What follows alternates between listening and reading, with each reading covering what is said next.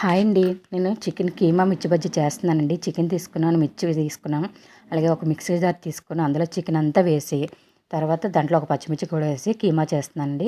కీమా అయితే అలా అయ్యింది. అది తీసి పక్కన పెట్టుకున్నాక ఒక గిన్నె తీసుకుని దాంట్లో శనగపిండి, బియ్యపిండి, తిని సోడా వేసి అలాగే సాల్ట్ వేసుకొని పసుపు వేసి బాగా కలుపుకోవాలండి. కొంచెం కొంచెం వాటర్ పోసుకొని చిక్కగా కలుపుకోవాలి, మరి పలచగా వద్దు. ఆ మాత్రం చిక్కగా కలుపుకుంటున్నానండి నేనైతే. ఇప్పుడు ఏంచి అది కూడా పక్కన పెట్టేసి మిర్చి తీసుకుని దాంట్లో ఉన్న పిక్కలన్నీ తీసి పక్కన పెట్టేసుకోవాలండి. అన్నీ అలా తీసి పెట్టుకున్నాను. స్టవ్ వెలిగించుకొని మందంగా ఉండి పాన్ పెట్టుకుని దాంట్లో ఆయిల్ పోసుకొని చిన్న ఉల్లిపాయ కట్ చేసి వేసి అల్లం వెల్లుల్లి పేస్ట్ వేసి దాంట్లోనే కొంచెం సాల్ట్ కూడా వేసి పచ్చివాసన పోయేంత వరకు వేయించుకుని పసుపు కూడా వేసుకున్నాను. కీమా చేసి పెట్టుకున్నాను కదా, ఆ కీమా కూడా వేసి సిమ్లో పెట్టి బాగా కలుపుకొని మూత పెట్టుకోవాలండి. మూత పెట్టిన తర్వాత అది వాటర్లతోనే ఉడికిపోతుంది. ఇప్పుడు ఏంచి దాంట్లోనే చికెన్ మసాలా, కారం వేసి బాగా కలుపుకొని మూత పెట్టుకుంటున్నాను. ఈ వీడియో కనుక నచ్చితే లైక్ ఇవ్వండి.